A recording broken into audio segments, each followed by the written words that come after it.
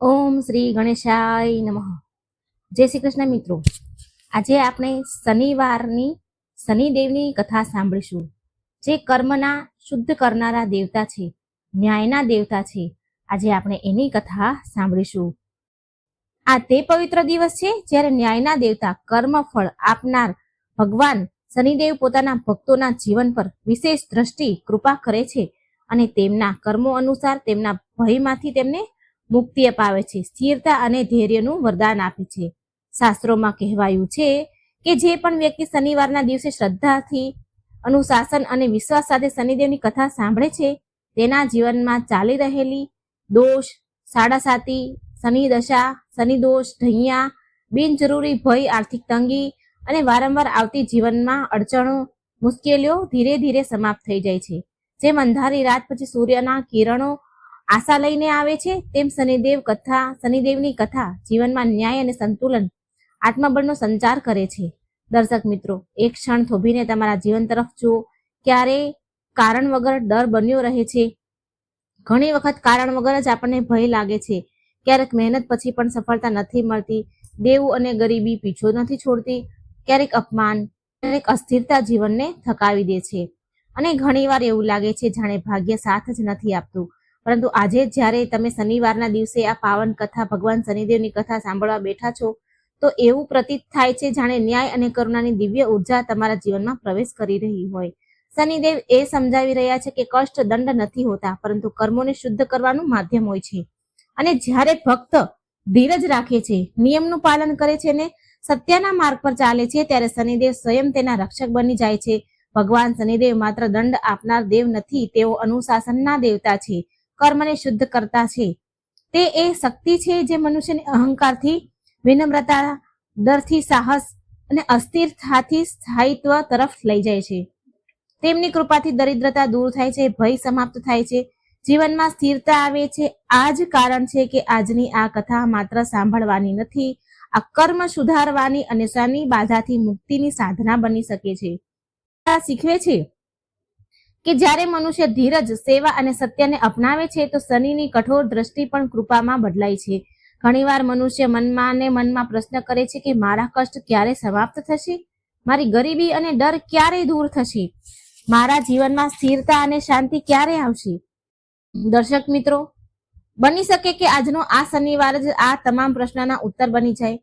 કારણ કે જ્યારે ભક્તની શ્રદ્ધા અને શનિદેવની ન્યાયપૂર્ણ કૃપા એક સાથે સક્રિય થાય છે, ત્યારે જીવન સ્વયં સાચી દિશામાં આગળ વધે છે.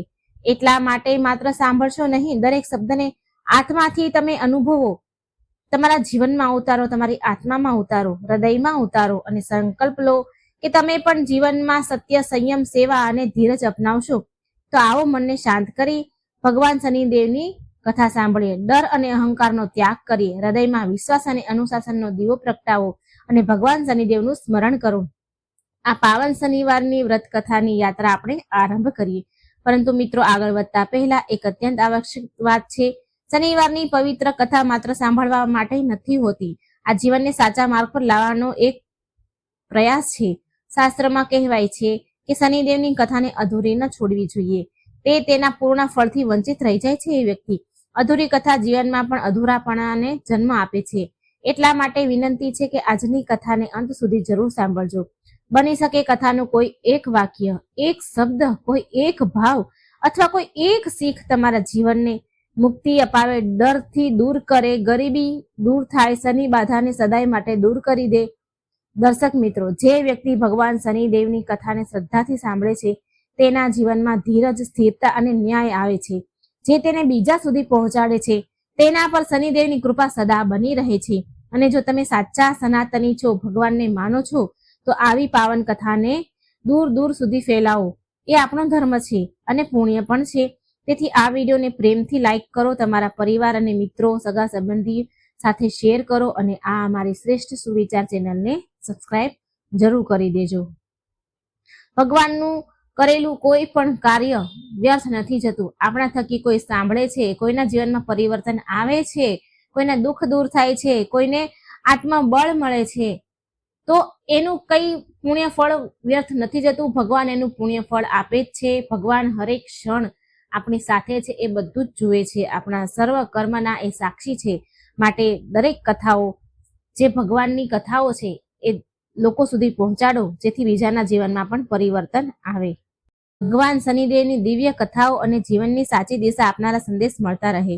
તો આવો શ્રદ્ધા, ધીરજ ને વિશ્વાસ સાથે ભગવાન શનિદેવનું સ્મરણ કરતા આ પાવન શનિવારની વ્રત કથા સાંભળીએ. જય શનિદેવ. ઓમ શનીશ્વરાય નમઃ. બહુ પહેલાના સમયની વાત છે, જ્યારે મનુષ્ય બહારના રૂપથી તો સફળ દેખાતા, પણ ભીતર તેના મનમાં અધૈર્ય, તુલના અને અહંકાર ધીરે ધીરે મૂળ જમાવતા હતા. એ જ કાળમાં નર્મદાના તટ પર વસેલું એક સમૃદ્ધ નગર હતું, ધર્મનગર. ત્યાં બે ભાઈ બહેન રહેતા હતા. ભાઈનું નામ હતું વિરેન્દ્ર, બહેનનું નામ સાવિત્રી. પિતાના નિધન પછી ઘરની બધી જવાબદારી વિરેન્દ્રના ખભા પર આવી ગઈ. તે પરિશ્રમી હતો, બુદ્ધિમાન હતો, પણ તેના ભીતર એક કઠોરતા આવી ચૂકી હતી. તેને લાગતું હતું કે જીવન માત્ર પુરુષાર્થથી ચાલે છે. ભાગ્ય, ગ્રહ અને ઈશ્વર આ બધું દુર્બળ મનના સહારા છે. તેનાથી વિપરીત સાવિત્રી શાંત સ્વભાવની હતી. તે કર્મમાં વિશ્વાસ રાખતી હતી, પણ સાથે જ સમય અને ધર્મની મર્યાદાને પણ સમજતી હતી. શનિવારનો દિવસ આવતો તો સાવિત્રી દીવો પ્રગટાવતી, કાળા તલ અર્પણ કરતી અને મૌન પ્રાર્થના કરતી. વિરેન્દ્ર આ જોઈને હસતો. એનું કહેવું હતું, જો મહેનતથી બધું મળે છે તો શનિદેવ શું કરશે? સાવિત્રી ઉત્તર ન આપતી, કારણ કે તે જાણતી હતી કે અમુક સત્ય શબ્દોથી નહીં, અનુભવથી સમજવામાં આવે છે. ધીરે ધીરે વિરેન્દ્રના જીવનમાં વિચિત્ર પરિવર્તન આવવા લાગ્યા. પહેલા માત્ર થાક રહેતો, પછી કારણ વગર શરીર ભારે રહેવા લાગ્યું. કામમાં મન ન લાગે, નાની નાની વાતો પર ક્રોધ કરવા લાગે. શનિવારના દિવસે આ બેચેની વધુ થતી હતી તેને. તે આખી રાત સૂઈ ન શકે. મનમાં કારણ વગર ભય ઉમટી પડતો. આની સાથે જ ઘરની સ્થિતિ બદલવા લાગી, વ્યાપારમાં ખોટ થવા લાગી. જે લોકો ઉપર ભરોસો હતો તે સાથ છોડવા લાગ્યા. સાવિત્રી આ બધું જ જોઈ રહી હતી, પણ તે ભયભીત ન હતી, માત્ર ચિંતિત હતી. તે સમજી ગઈ હતી કે આ કોઈ સાધારણ કઠિન સમય નથી, આ કર્મના સંકેત છે. એક રાત્રે વિરેન્દ્રને સપનું જોયું. તેને સ્વયંને એક સુમસામ માર્ગ પર ચાલતા જોયું, જ્યાં ના આગળનું કઈ ખબર છે, ના પાછળનું. ત્યારે જ એક ગંભીર છાયા પ્રગટ થઈ. ના ક્રોધ, ના કરુણા, માત્ર અડગ ન્યાય. તે દ્રષ્ટિ તેના ભીતર ઉતરી ગઈ. તે ક્ષણે વિરેન્દ્રને પહેલી વાર અનુભવ થયો કે તેણે માત્ર કર્મ કર્યા છે, પણ ઉત્તરદાયિત્વથી બચતો રહ્યો છે. ઊંઘ ઉડી તો હૃદય ભારે થયું. ભય નહોતો, પણ ભીતર કંઈક તૂટી ચૂક્યું હતું. તેણે પહેલી વાર બહેનનું કહ્યું, કદાચ હું ખોટો હતો. બહેનને એમ કહ્યું કે કદાચ હું ખોટો હતો બહેન. આ વાક્ય તેના જીવનનો વળાંક બની ગયું. આગલા શનિવારે તેણે કામ બંધ રાખ્યું. સાવિત્રીની સાથે બેસીને પહેલી વાર મૌન રાખ્યું. કોઈ મંત્ર નહીં, કોઈ દેખાવ નહીં, માત્ર સ્વીકાર. તેણે જાણ્યું કે શનિદેવ દંડ નથી આપતા. તે તો એ જ પાછું આપે છે જે મનુષ્ય વર્ષો સુધી પોતાના ભીતર સંચિત કરે છે. ત્યારબાદ પરિવર્તન સરળ ન હતું. ક્યારેક તેના અહંકાર ફરી માથું ઉચકતો, ક્યારેક શંકા ઘેરી લેતી, પણ સાવિત્રી દરેક વખતે તેને યાદ અપાવતી, ધીરજ પણ એક કર્મ છે. સમયની સાથે વિરેન્દ્રનો સ્વભાવ બદલતો ગયો. તે ક્રોધમાં નિર્ણય નહોતો લેતો, લાભથી પહેલા ન્યાય જોતો. શનિવારે તે શ્રમિકોને વિશ્રામ આપતો, નિર્ધનોની સહાય કરતો, સૌથી કઠિન પોતાના ભીતરના કઠોરપણાને ઢીલું છોડવાનો પ્રયાસ કરતો. બીમારી પૂરી રીતે ન ગઈ, પણ તેનો ભય જતો રહ્યો. હવે પીડા તેને તોડતી નહોતી, શીખવતી હતી. એક દિવસ ફરી સંકટ આવ્યું. વ્યાપાર લગભગ સમાપ્ત થવાની અણી પર હતો. લોકો બોલ્યા, પૂજાથી કંઈ નથી થતું, પણ વિરેન્દ્ર શાંત હતો. તેણે કહ્યું, જો આ પણ કર્મનું ફળ છે તો હું તેને સ્વીકાર કરીશ. આ સ્વીકાર શનિદેવની સૌથી મોટી કસોટી હતી. ધીરે ધીરે પરિસ્થિતિઓ બદલવા લાગી. લાભ પાછો આવ્યો, સ્વાસ્થ્ય સુધરવા લાગ્યું, અને સૌથી મોટું પરિવર્તન ભાઈ અને બહેનની વચ્ચે વિશ્વાસ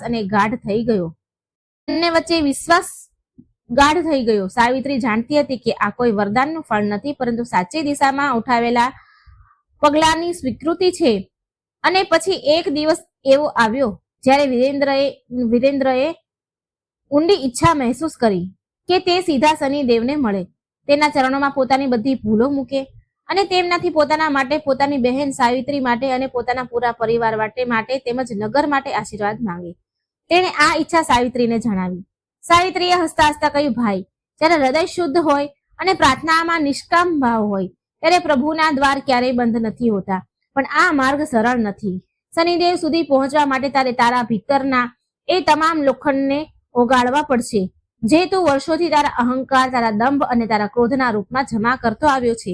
તે ન્યાયના દેવતા છે. તે સીધા સાદા માર્ગથી નથી મળતા. તેમની પરીક્ષા અંતિમ ક્ષણ સુધી ચાલે છે. વિરેન્દ્રએ દ્રઢ નિશ્ચય કર્યો અને કહ્યું, હું તૈયાર છું બહેન. હવે હું ભાગવા નથી માંગતો. ભલે ગમે તે પરીક્ષા હોય, હું તેને સ્વીકાર કરીશ. હું જાણું છું કે મારા અંદર હજુ પણ ઘણી ઉણપો છે, ઘણી ખામીઓ છે, પણ હું તેને છુપાવવા નથી માંગતો. હું તેને પ્રભુના ચરણમાં રાખીશ. શુદ્ધ થવા ઈચ્છું છું. સાવિત્રીએ તેની આ દ્રઢ ઈચ્છા જોઈને એક વિધિ બતાવી. તેણે કહ્યું, નર્મદા મૈયાના ખોળામાં એક પ્રાચીન અને વિરલ તપસ્વી રહે છે, ઋષિ વૈભવાનંદ. તે શનિદેવની ઉપાસનામાં લીન રહે છે અને તેમના ગૂઢ રહસ્યોને જાણે છે. જો તારી ઈચ્છા વાસ્તવમાં શુદ્ધ છે તો તેમની પાસે જા, તે તને માર્ગ બતાવશે. વિરેન્દ્રએ આગલી સવારે નર્મદાના તટ પર પ્રસ્થાન કર્યું. સાવિત્રીએ તેના માટે એક થેલામાં સાત્વિક ભોજન અને એક કમંડળ મૂક્યો. યાત્રા કઠણ હતી. રસ્તામાં જંગલ, પહાડ, નદીઓ, તોફાન હતા. પણ વિરેન્દ્રનું મન હવે પહેલા જેવું અધૈર્યપૂર્ણ ન હતું. હવે એની પાસે ધીરજ હતી. દરેક કદમ પર તે પોતાની ભીતરની વાતોને સંભાળતો, પોતાના વિચારોને શાંત કરતો અને ચાલતો. ઘણા દિવસની યાત્રા બાદ તે એવા સ્થાન પર ગયો જ્યાં નર્મદાની ધારા પહોળી અને ઊંડી હતી અને આસપાસનું વાતાવરણ એટલું શાંત હતું કે હવાનો સ્પર્શ પણ મંત્રમુગ્ધ કરી દેનારો હતો. એક વિશાળ પીપળાના વૃક્ષ નીચે એક ઝૂંપડી દેખાણી. એ ઝૂંપડીની સામે ધૂણી ધખી રહી હતી. તેની પાસે એક વૃદ્ધ તપસ્વી ધ્યાન મગ્ન બેઠા હતા. તેમની આંખો બંધ હતી, પણ તેમના ચહેરા પરથી એક એવું તેજ નીકળી રહ્યું હતું જે સીધું હૃદયને સ્પર્શ કરી લેતું હતું. વિરેન્દ્રએ દૂરથી જ દંડવત પ્રણામ કર્યા અને વિનમ્રતાથી ત્યાં ઊભો રહી ગયો. કલાકો વીતી ગયા. સૂર્ય ઢળવા લાગ્યો. ત્યારે આરાધ્ય વૈભવાનંદે આંખો ખોલી અને વિરેન્દ્ર તરફ જોયું. તેમની દ્રષ્ટિમાં ના તો આશ્ચર્ય હતું, ના તો પ્રશ્ન. એવું લાગ્યું જાણે તેઓ તેના આવવાની પ્રતીક્ષા જ કરી રહ્યા હોય. આવી જા પુત્ર, તેમણે સાદ આપ્યો.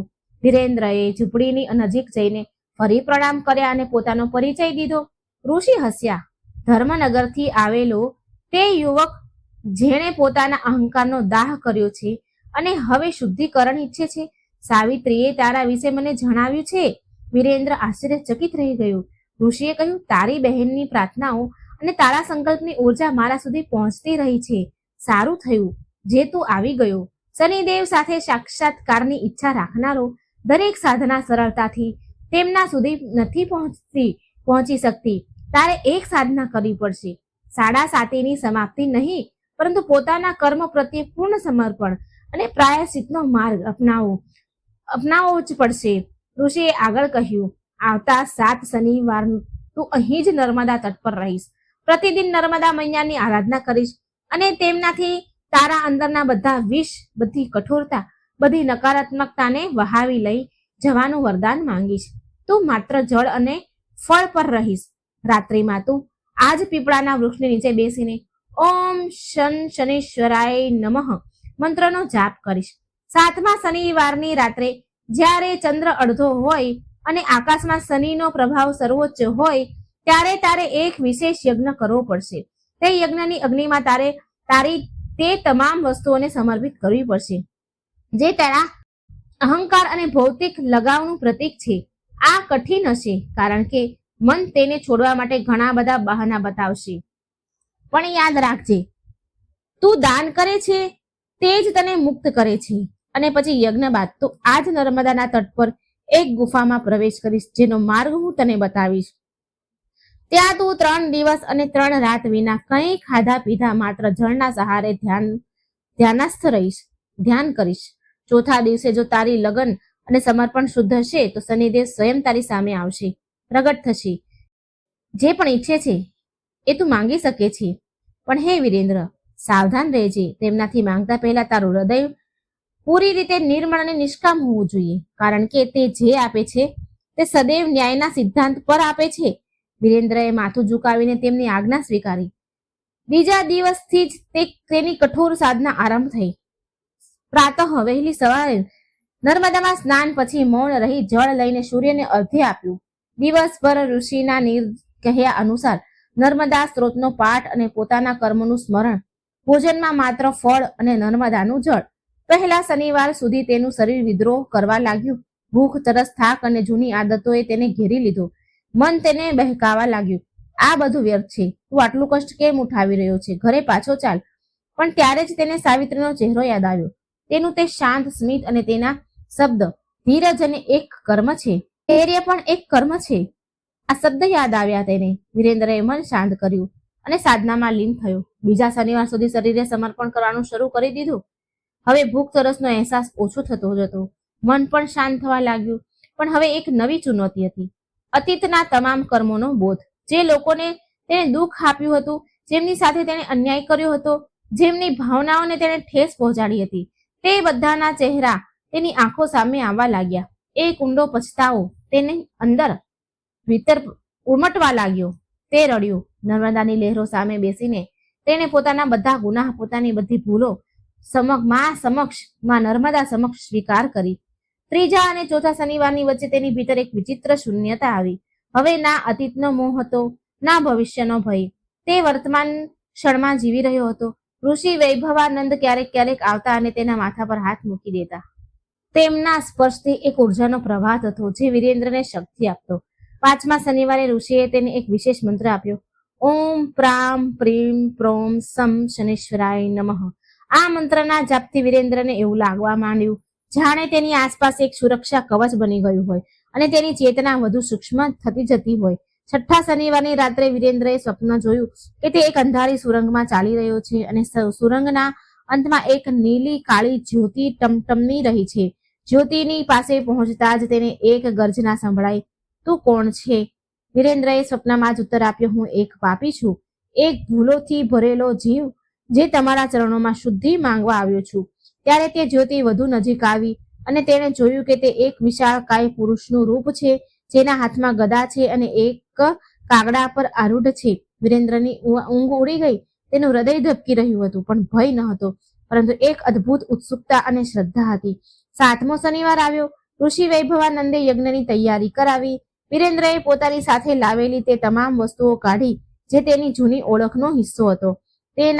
તેનો મોંઘો મોહરબંધ વ્યાપારિક કરાર, તેની સોનાની અંગૂઠી જે તેના પિતાએ આપી હતી અને જેને તે અહંકારવશ પહેરતો હતો, તેનો રેશમી ખેસ અને એક નાની સુવર્ણ મુદ્રા જે તેણે કોઈ ગરીબનું દેવું ન ચૂકવીને બચાવી હતી.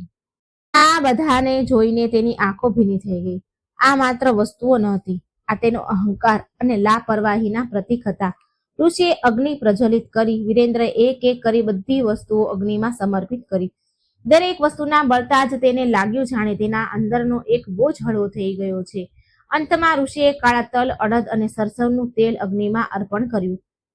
મંત્રોની ધ્વનિથી આકાશ ગુંજી ઉઠ્યું. યજ્ઞ સમાપ્ત થયો. ઋષિએ વિરેન્દ્રને આશીર્વાદ દીધા. નર્મદાના તટ પાસે એક છુપાયેલા માર્ગ તરફ ઇશારો કર્યો જે એક ગુફામાં જતો હતો. વિરેન્દ્રએ ઋષિના ચરણ સ્પર્શ કર્યા અને ગુફાની અંદર પ્રવેશ કર્યો. ગુફા અંદરથી વિશાળ હતી. વચ્ચોવચ્ચ એક શિવલિંગ સ્થાપિત હતી અને તેની ઉપર પ્રાકૃતિક રૂપથી એક જળનું ટીપું ટપકી રહ્યું હતું. વિરેન્દ્રએ ત્યાં જ બેસીને ધ્યાન લગાવવાનું શરૂ કર્યું. પહેલા દિવસ અને પહેલી રાત અત્યંત કઠિન હતી. શરીરમાં પીડા, મનમાં ઉથલ પાથલ, પણ તે ડગ્યો નહીં. બીજા દિવસે એક પ્રકારની મૂર્છા છવાઈ ગઈ. તે તેના જાગતા ન સૂતા એક અલગ જ અવસ્થામાં પહોંચી ગયો. ત્રીજી રાત્રે જ્યારે ચારે બાજુ શાંતિ હતી, ત્યારે જ ગુફામાં એક આછી નીલી રોશની ફેલાવા લાગી. હવામાં એક ગંભીર અને ભારે ઉપસ્થિત મહેસૂસ થઈ. વિરેન્દ્રએ ધીરે ધીરે આંખો ખોલી. ગુફાના સામેના હિસ્સામાં એક વિશાળ શ્યામ વર્ણ ગંભીર મુદ્રામાં દેવતા પ્રગટ થયા હતા. તેમના 3 નેત્ર હતા, જેમાંથી ન્યાયની જ્વાળા ધકી રહી હતી. તે હાથમાં ગદા ધારણ કરેલા હતા અને કાળા કાગડા પર વિરાજમાન હતા. તેમના વસ્ત્ર નીલા કાળા હતા. તેમના મુકટમાં નીલમણિ જડિત હતા. વિરેન્દ્રનું શરીર ધ્રુજારીથી ભરાઈ ગયું, પણ તેણે પોતાનું ધ્યાન ન ગુમાવ્યું. તે શ્રદ્ધાથી માથું ઝુકાવીને દંડવત થઈ ગયું. એક ગંભીર ગુંજતો સ્વર ગુફામાં ગુંજ્યો. ઉઠ વિરેન્દ્ર, તે કઠોર તપસ્યા કરીને મને પ્રસન્ન કર્યો છે. માંગ, તું શું ઈચ્છે છે? વિરેન્દ્રએ માથું ઉઠાવ્યું. તેની આંખોમાં આંસુ હતા, પણ તે ભયના નહીં, કૃતજ્ઞતાના, આભારના આંસુ હતા. તેણે વિનમ્ર સ્વરમાં કહ્યું, હે શનિદેવ, હે ન્યાયના અધિપતિ, હે કર્મના ફળદાતા, હું કંઈ નથી માંગવા ઈચ્છતો. હું તો માત્ર આપના ચરણોમાં પોતાની ભૂલોનું પ્રાયશ્ચિત અર્પણ કરવા આવ્યો છું. મેં મારા જીવનમાં અહંકાર, ક્રોધ અને લોભને વશ થઈને અનેકોને દુઃખ આપ્યા છે. મેં આપની શક્તિને નકારી છે. મેં મારી બહેન સાવિત્રીની શ્રદ્ધાનો ઉપહાસ કર્યો છે. હું આ બધા માટે ક્ષમા યાચના કરું છું. શનિદેવની આંખોમાં જ્વાળા થોડી શાંત થઈ. તેમણે કહ્યું, તે તારા કર્મોનો દંડ ભોગવ્યો છે અને હવે પ્રાયશ્ચિતનો માર્ગ અપનાવ્યો છે. આ જ સાચો પુરુષાર્થ છે. પણ તેમ છતાં હું તને વરદાન આપવા ઈચ્છું છું. બોલ. વિરેન્દ્રએ ફરીથી માથું ઝુકાવીને કહ્યું, જો આપ મારાથી પ્રસન્ન છો હે પ્રભુ, તો હું માત્ર એટલું જ કહીશ, એટલું જ માંગીશ કે આપ મને અને મારી બહેન સાવિત્રીને આપના આશીર્વાદ આપો. તમે મને અને મારી બહેનને આપના આશીર્વાદ પ્રદાન કરો. અમને એટલી બુદ્ધિ આપો કે અમે સદૈવ ધર્મના માર્ગ પર ચાલીએ. અમને એટલું સાહસ આપો કે અમે ક્યારેય અન્યાયની સામે ન ઝૂકીએ. અને હે દેવ, જો કોઈ ઓર માંગવાનું શેષ રહી ગયું હોય તો હું એ માંગુ છું કે આપ મારા અને મારી બહેનના, અમારા કુળના અને અમારા ધર્મનગરના તમામ નિવાસીઓની ઉપરથી તમારી કઠોર દ્રષ્ટિ હટાવો. પોતાની કૃપા દ્રષ્ટિ વરસાવો. તમારી કૃપા દ્રષ્ટિ બનાવી રાખો. અમને સદબુદ્ધિ આપો, સહનશીલતા આપો અને એકબીજા પ્રત્યે કરુણાનો ભાવ આપો. બસ આ જ મારી વિનંતી છે. વિરેન્દ્રની આ નિષ્કામ પ્રાર્થના સાંભળીને શનિદેવના ગંભીર ચહેરા પર એક સૌમ્ય સ્મિત ખીલી ઉઠ્યું. તેમણે કહ્યું, હે વિરેન્દ્ર, તું સાચે જ પરિવર્તિત થઈ ગયો છે. પહેલા તું માત્ર પોતાના માટે જીવતો, આજે તું પોતાના પરિવાર અને પૂરા નગર માટે માંગી રહ્યો છે. આ જ સાચું શુદ્ધિકરણ છે. સાંભળ, હું તને અને તારી બહેન સાવિત્રીને આશીર્વાદ આપું છું. તમારા બંનેના જીવનમાં હવે શનિની સાડાસાતી, ઢૈયા કે મહાદશાનો કુપ્રભાવ નહીં રહે. મારી કૃપાથી તમારો વ્યાપાર ફરીથી ફળશે, ફૂલશે. પણ આ વખતે ધર્મ અને ન્યાયની સાથે તમારા ઘરમાં સુખ, શાંતિ અને સમૃદ્ધિનો વાસ થશે.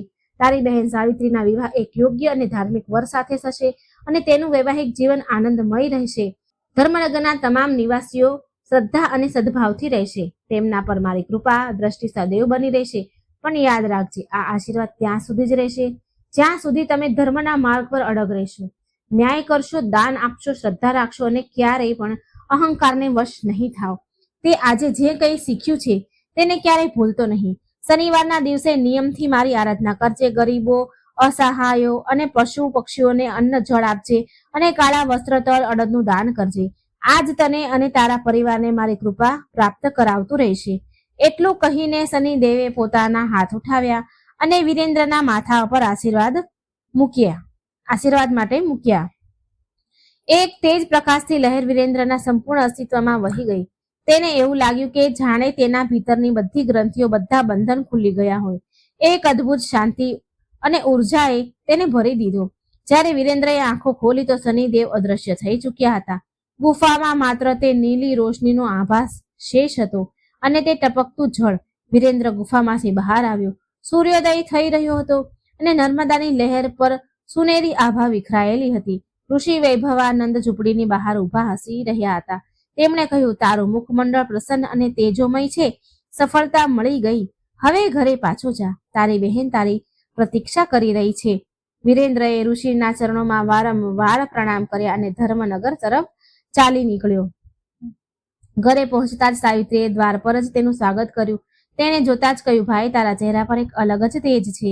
બધું ઠીક થઈ ગયું ને?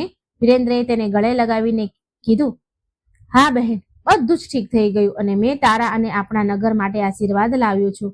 તેણે બધી ઘટના સાવિત્રીને વિસ્તારથી કહી. સાવિત્રીની આંખોમાં પણ ખુશીના આંસુ આવ્યા. તેણે કહ્યું, ભાઈ, આ તો આપણા માટે સૌથી મોટું વરદાન છે.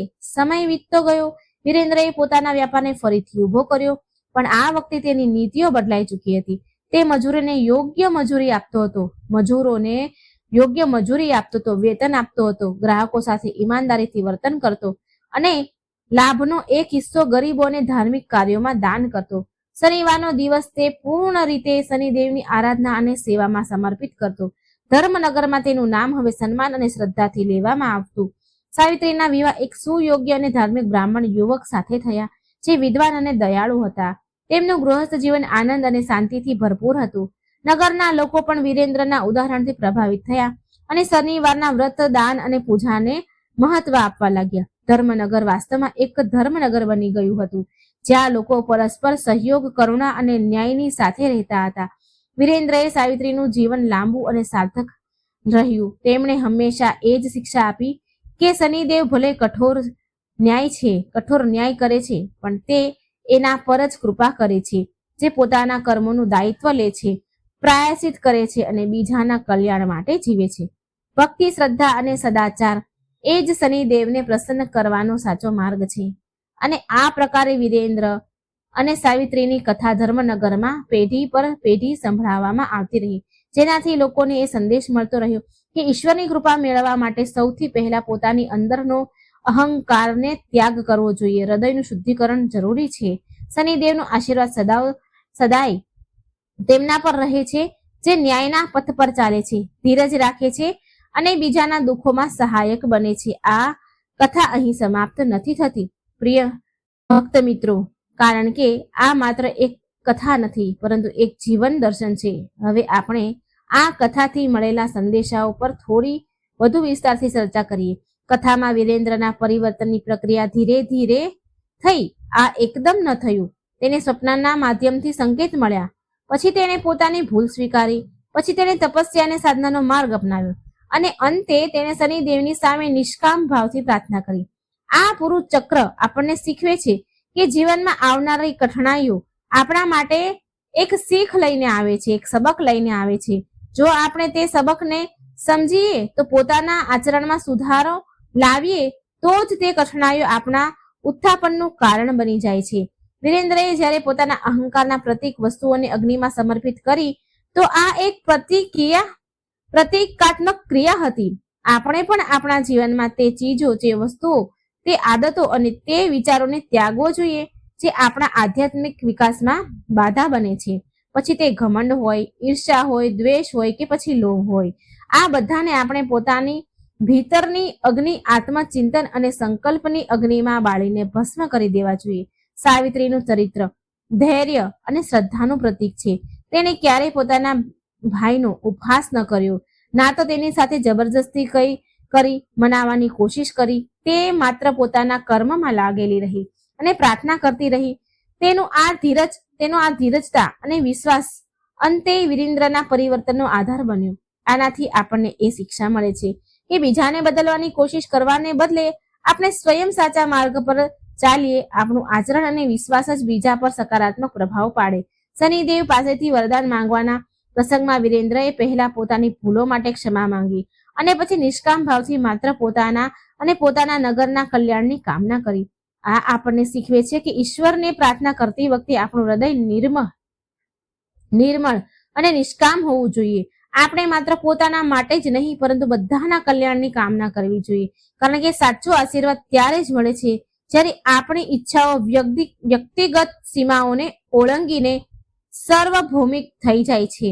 ધર્મનગરના પરિવર્તનથી આપણને એ સંદેશ મળે છે કે જ્યારે એક વ્યક્તિ સાચા માર્ગ પર ચાલે છે તો તેનો પ્રભાવ પૂરા સમાજ પર પડે છે, માત્ર એના જીવન સુધી સીમિત નથી રહેતો.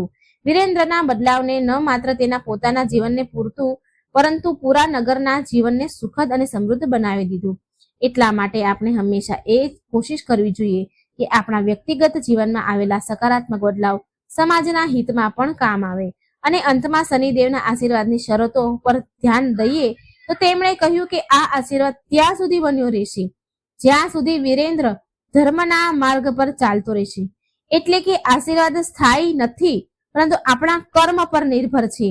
જો આપણે સદાચારી અને ધાર્મિક જીવન જીવીએ છીએ તો દૈવી કૃપા આપણા પર સદા બની જ રહે છે. પરંતુ જો આપણે ફરીથી પદ ભ્રષ્ટ થઈ જાય છે, આપણે ખોટા માર્ગ પર જઈએ છીએ, તો કઠણાઈઓ ફરી પાછી આવી શકે છે. એટલા માટે નિરંતર સજાગ અને સાવધાન રહેવું જરૂરી છે.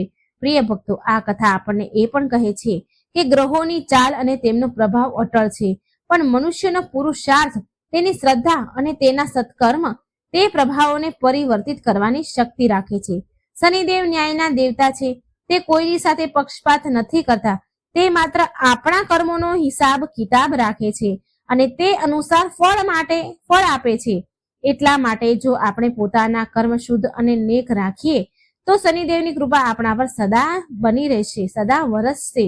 આપણે શનિવારના દિવસે વિશેષ રૂપથી શનિદેવની આરાધના કરવી જોઈએ. કાળા તલ, અડદ, સરસિયાનું તેલ દાન કરવું જોઈએ. ગરીબો અને જરૂરિયાતમંદોને ભોજન અને વસ્ત્ર દાન કરવા જોઈએ.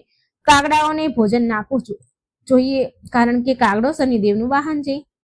શનિ મંત્રનો જાપ કરવો જોઈએ, પણ આ બધાથી વધીને આપણે પોતાના મનમાંથી અહંકાર, ક્રોધ અને લોભ કાઢવો જોઈએ. બીજા પ્રત્યે સદભાવના રાખવી જોઈએ. ન્યાયપૂર્ણ આચરણ કરવું જોઈએ. ન્યાયપૂર્ણ આચરણ કરવું આ જ સાચી શનિ ઉપાસના છે. વિરેન્દ્ર અને સાવિત્રીની કથા આપણને એ આશ્વાસન આપે છે કે ભલે પરિસ્થિતિઓ ગમે તેટલી વિપરીત કેમ ન હોય, જો આપણે ધીરજને શ્રદ્ધા રાખીએ અને સત્કર્મ સાથે જોડાયેલા રહીએ તો અંતે વિજય આપણો જ થાય છે. શનિદેવની કૃપા તે બધા પર વરસે છે જે સાચા મનથી તેમના શરણમાં આવે છે અને પોતાના કર્મોનું દાયિત્વ લે છે. તો આવો આપણે આપણા જીવનમાં આ કથાને પ્રેરણા લઈએ, પોતાના અંદર વિરેન્દ્રને ઓળખીએ જે અહંકાર અને ભૌતિકતામાં ખોવાયેલા છે અને પોતાની અંદર સાવિત્રીને જગાડીએ જે શ્રદ્ધા, ધીરજ અને કરુણાથી પરિપૂર્ણ છે. અને શનિદેવને પ્રાર્થના કરીએ કે તે આપણને સૌને સદબુદ્ધિ આપે જેથી આપણે સાચા અને ખોટામાં ભેદ કરી શકીએ. આપણને સાહસ આપે જેથી આપણે કઠણાઈઓનો સામનો કરી શકીએ અને આપણને કરુણા આપે જેથી આપણે બીજાના દુઃખોને સમજી શકીએ અને તેને દૂર કરવામાં સહાયક બનીએ.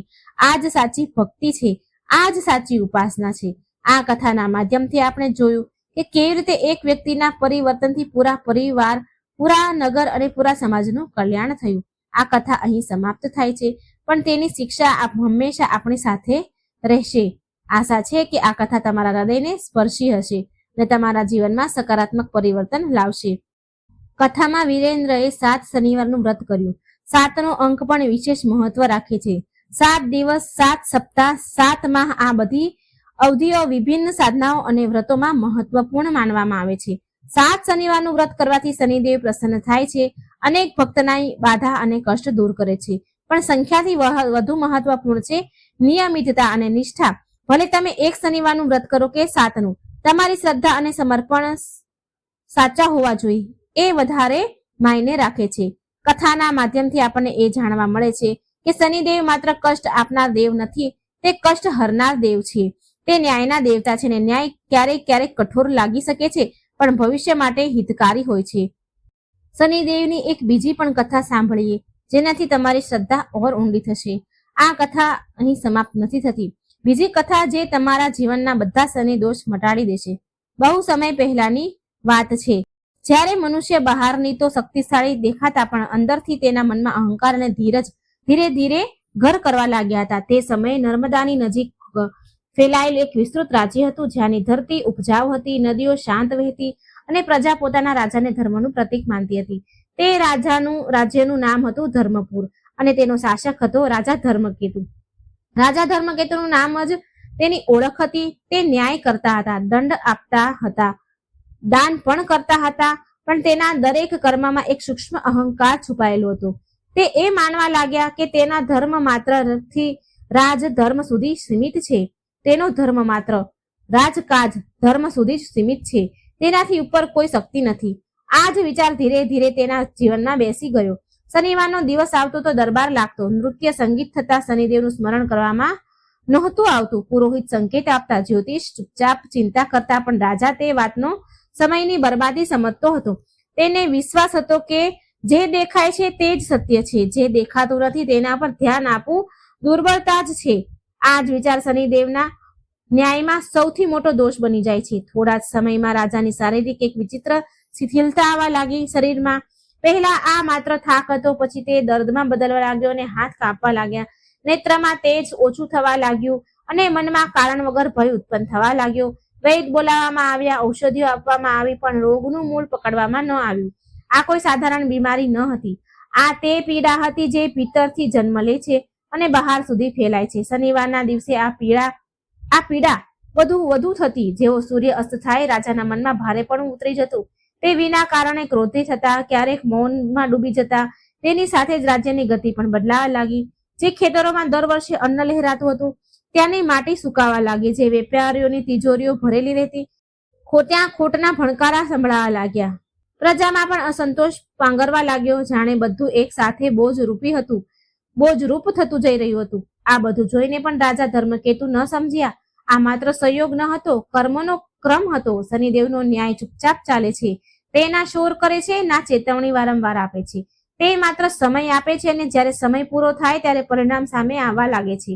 એક રાત્રે જ્યારે પીડા અસહનીય થઈ ગઈ, રાજાને તો રાજાના સ્વપ્નમાં સ્વયંને અંધકારથી ઘેરાયેલા જોયા. રાજાએ પોતાના જ સ્વપ્નમાં પોતાને અંધારામાં પામ્યા. ચારે બાજુ મૌન હતું, માત્ર તેના પોતાના કદમોનો અવાજ સંભળાઈ રહ્યો હતો. ત્યારે જ સામે એક ગંભીર આકૃતિ પ્રગટ થઈ. ના ક્રોધ હતો, ના દયા, માત્ર સત્ય. તે દ્રષ્ટિ રાજાના ભીતર સુધી ઉતરી. તે ક્ષણે રાજાને પહેલી વાર અનુભવ થયો કે શક્તિ માત્ર સિંહાસનમાં નથી હોતી. શક્તિ ધૈર્ય અને વિનયમાં હોય છે. ઊંઘ ઉડતા જ રાજાનું શરીર પરસેવાથી રેપઝેપ થઈ ગયું. મન ભયથી પીડાવા લાગ્યું, પશ્ચાતાપથી ભરાઈ ગયું. તેને સ્મરણ આવ્યું કે કેટલી વાર તેને શનિવારને અનદેખો કર્યો છે, અવગણ્યો છે. કેટલી વાર તેને ન્યાયના દેવતાને માત્ર ગ્રહ માનીને ટાળી દીધા છે. હવે તેને સ્પષ્ટ થવા લાગ્યું કે શનિદેવ દંડ આપવા નહોતા આવતા, તે તેને ભીતર ડોક્યું કરવાનો અવસર આપી રહ્યા હતા. સવાર થતા જ રાજાએ દરબાર ન લગાવ્યો. તેણે પુરોહિતોને બોલાવ્યા અને આ વખતે આદેશ આપવા માટે નહીં, સાંભળવા માટે. તેણે શાંત સ્વરમાં પૂછ્યું કે શનિ દોષ માત્ર રોગ અને સંકટ કેમ લાવે છે? પુરોહિતે ઉત્તર આપ્યો કે શનિ દોષ ત્યારે આવે છે જ્યારે મનુષ્ય પોતાના કર્મનો ભાર ઉઠાવવાથી ઇનકાર કરે છે. શનિદેવ કર્મનો બોજ નથી નાખતા, તે તો એ જ પાછું આપે છે જે ભીતર સંચિત હોય છે. રાજા ધર્મકેતુ લાંબા સમય સુધી મૌન રહ્યા. તેના ભીતરનો રાજા પહેલી વાર ઝૂક્યો. તેણે તે જ ક્ષણે સંકલ્પ લીધો કે હવે તે સમયને માત્ર પોતાના પક્ષમાં નહીં, ધર્મના પક્ષમાં વાળશે. શનિવારે તેણે કાળા વસ્ત્ર ધારણ કર્યા, દાનનો આદેશ આપ્યો, પણ તેનાથી વધુ તેણે પોતાના મનમાં અહંકારને દાન કરવાનો પ્રયાસ કર્યો. આ પરિવર્તન તત્કાલ નહોતું થયું. આ એક લાંબી સાધનાની શરૂઆત હતી. અહીંથી જ રાજાના જીવનની તે યાત્રા શરૂ થઈ, જ્યાં કષ્ટ માત્ર દંડ ન રહ્યા પરંતુ શિક્ષા બનતા ગયા. અને આ જ શિક્ષા આગળ ચાલીને તેના રાજ્ય, તેના ધર્મ અને તેના સ્વયંના અસ્તિત્વને એક નવી દિશા આપનારા હતા. રાજા ધર્મકેતુ માટે આ પરિવર્તન માત્ર એક દિવસ કે એક વ્રત સુધી સીમિત ન રહ્યું. શનિવાર વીતી ગયો, પણ તેના મનમાં ઉઠેલી હલનચલન શાંત ન થઈ. બીજી સવારે જ્યારે તે રાજમહેલની છત પર ઊભા હતા, ઉગતા સૂર્યને જોઈ રહ્યા હતા, ત્યારે તેણે તેની અંદર એક વિચિત્ર ખાલીપો જોયો. તે સમજી ચૂક્યો હતો કે વર્ષોથી જે સંતુલન બહાર દેખાઈ રહ્યું હતું તે ભીતરથી તૂટી ચૂક્યું હતું. બીમારી હવે પણ પૂરી રીતે ગઈ ન હતી. શરીરમાં દુર્બળતા બનેલી હતી, પણ મનમાં પહેલી વાર સ્વીકારનો ભાવ જન્મ લઈ ચૂક્યો હતો. આ જ સ્વીકાર શનિદેવની પહેલી પરીક્ષા હતી. રાજાએ આદેશ આપ્યો કે રાજમહેલમાં વિલાસના સાધન ઓછા કરવામાં આવે. જે ભોજન સમારોહ છે, અપાર અન્ન વ્યર્થ જતું હતું, તેને સીમિત કરવામાં આવે. શનિવારના દિવસે કારાગારમાં બંધી કેદીઓને અન્ન આપવામાં આવવા લાગ્યું. શ્રમિકોને વિશ્રામ મળ્યો અને નિર્ધનો માટે રાજકોષના દ્વાર ખુલ્યા. આ બધું કરતા પણ રાજાના ભીતર સંઘર્ષ ચાલી રહ્યો હતો, કારણ કે અહંકાર એટલી જલ્દી નથી તૂટતો.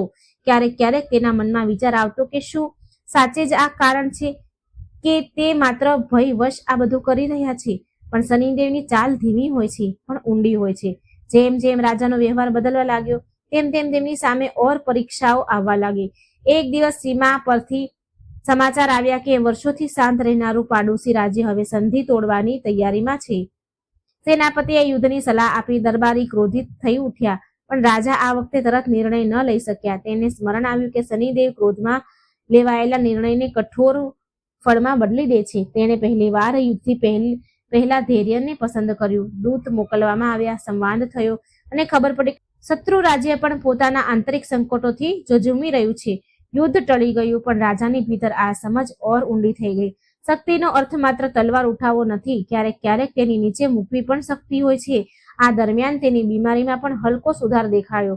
પીડા હવે એટલી તીવ્ર નથી રહેતી. જે રાતોની બેચેની થોડી ઓછી થવા લાગી. વૈદ આશ્ચર્યચકિત હતા, કારણ કે ઔષધિ એ જ હતી, પણ પ્રભાવ બદલાઈ ગયો. પુરોહિત જાણતા હતા કે આ પરિવર્તન બહારનું નથી, ભીતરનું છે. રાજા હવે પ્રત્યેક શનિવારે સ્વયં પ્રજાની વચ્ચે જતા.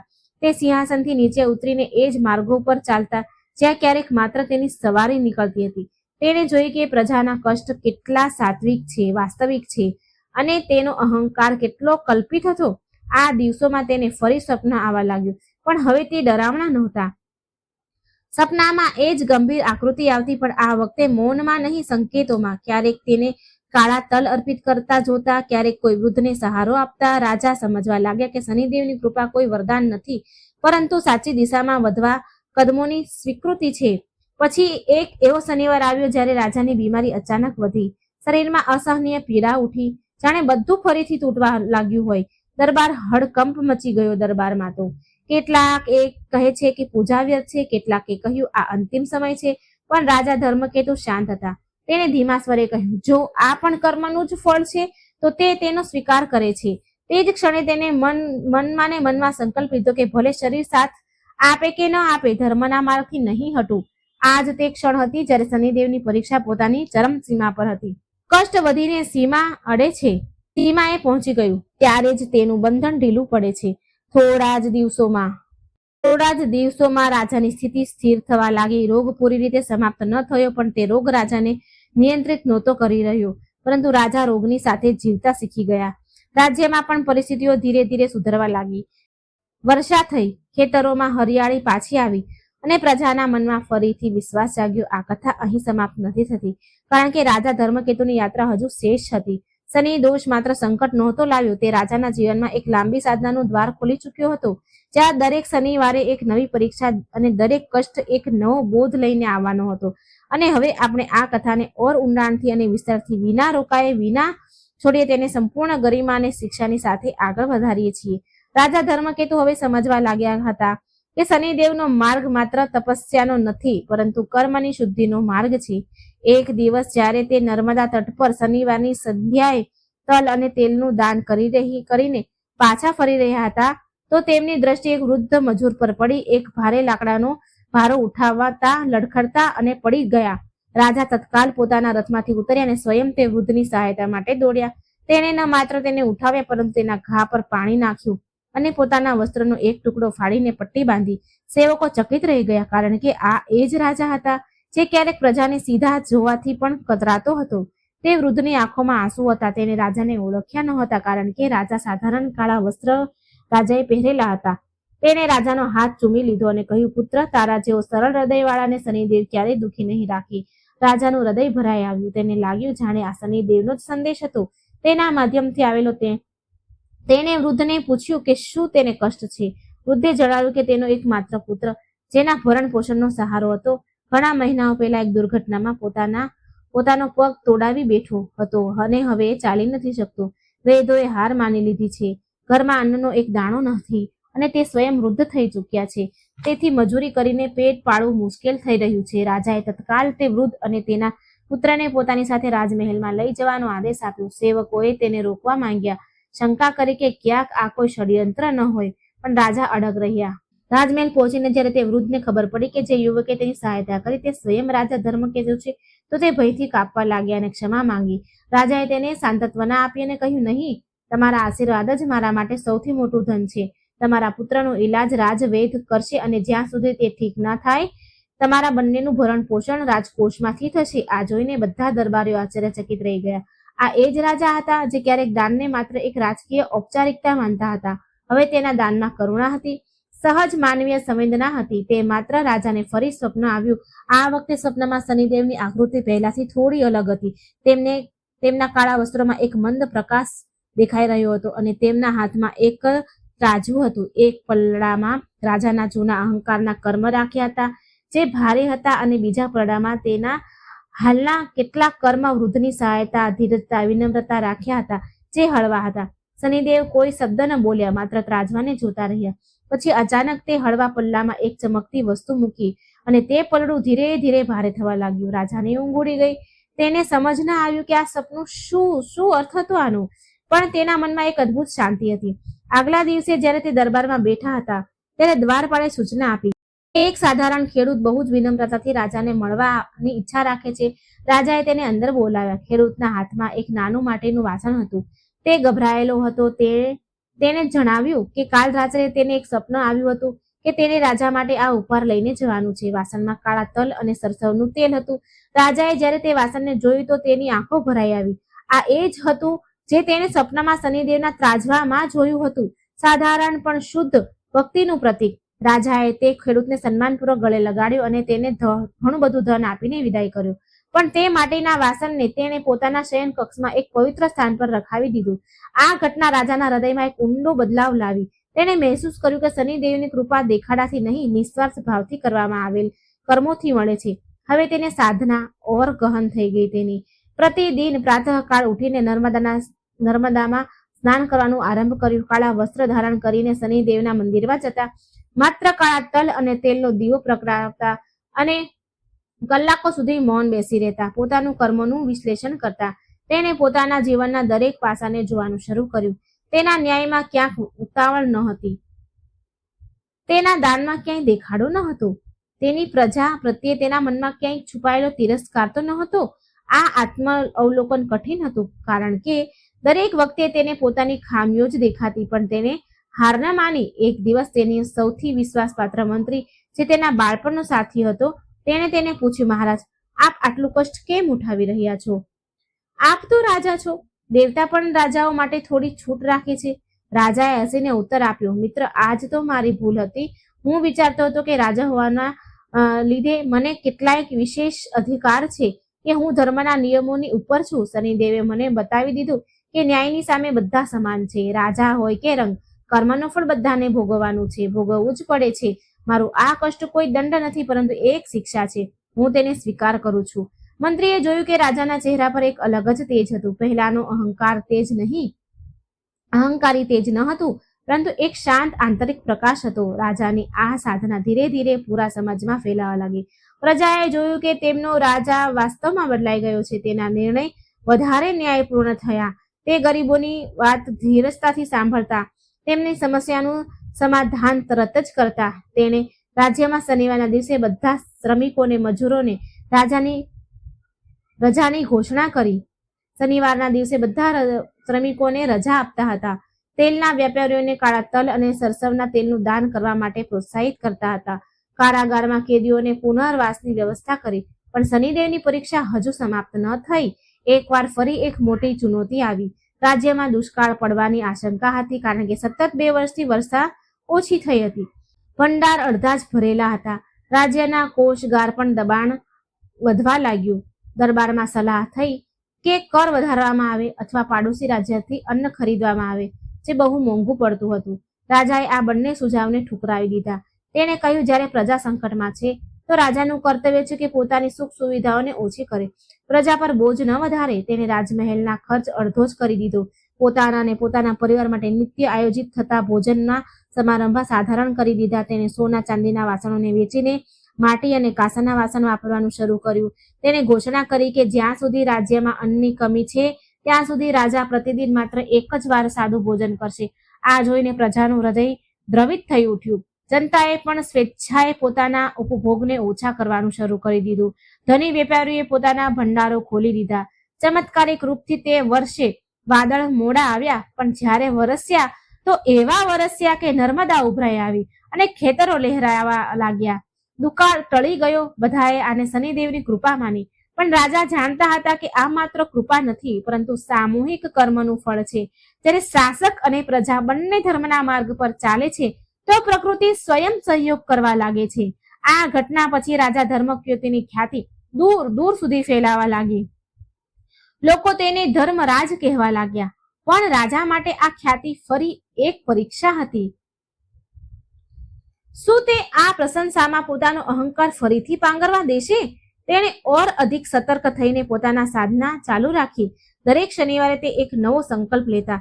ક્યારેક તે દિવસભર મૌન રહેતા, ક્યારેક માત્ર જળ પીને વ્રત રાખતા, ક્યારેક કોઈ ગરીબના ઘરે જઈને સ્વયં ભોજન બનાવતા અને પીરસતા. તેને પત્ની રાણી સત્યવતી પહેલા તો તેના આ પરિવર્તનથી હેરાન હતી, પણ ધીરે ધીરે તે પણ તેના ધર્મના માર્ગ પર ચાલી નીકળી.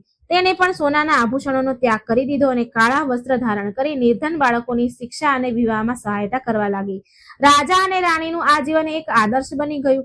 સમય વીતતો ગયો. રાજાની બીમારી હવે પૂરી રીતે વિદાય લઈ ચૂકી હતી. તેના શરીરમાં પહેલા કરતા અધિક બળ હતું, ચહેરા પર પહેલા કરતા અધિક તેજ હતું, પણ હવે આ જ તેજ સહન અને સૌમ્ય હતું.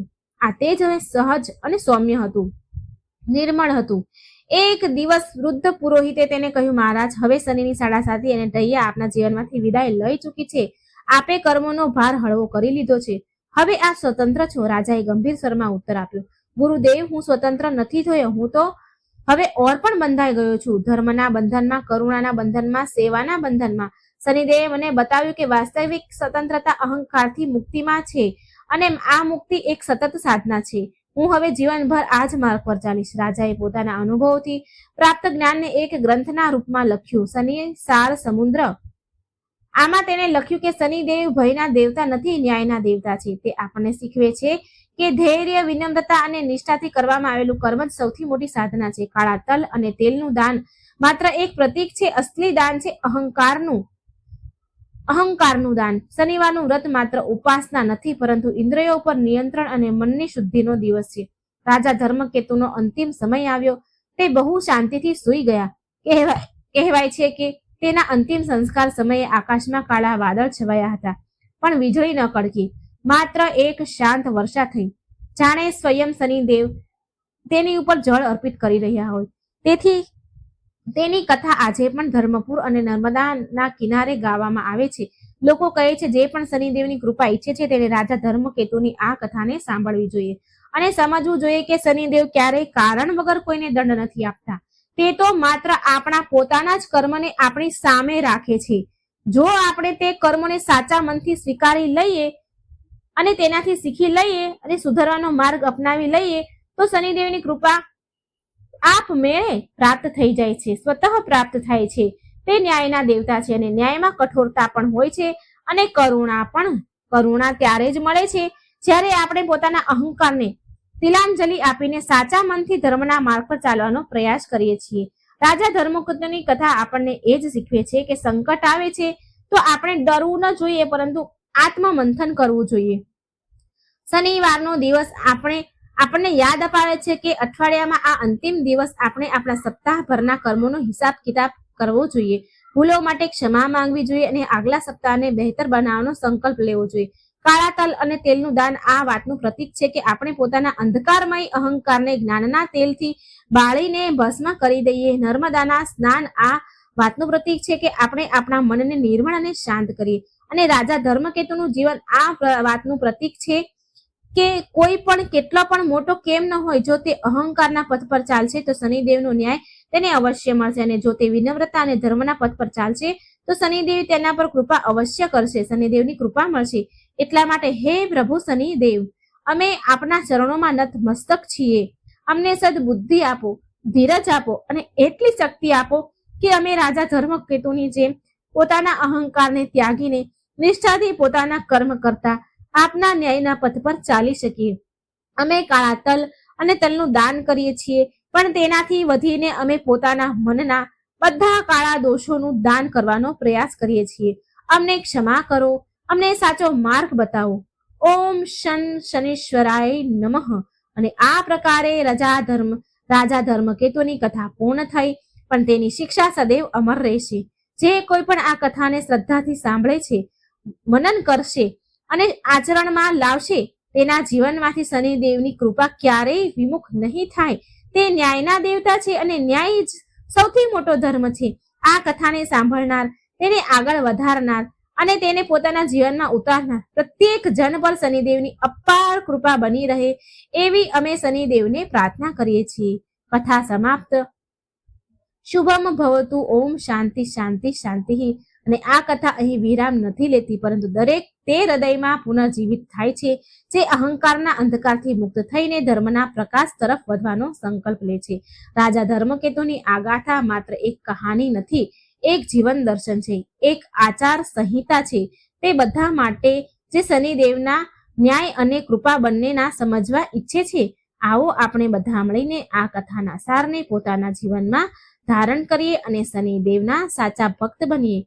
નમો શનીશ્વરાય. આ કથા અહીં જ સમાપ્ત થાય છે.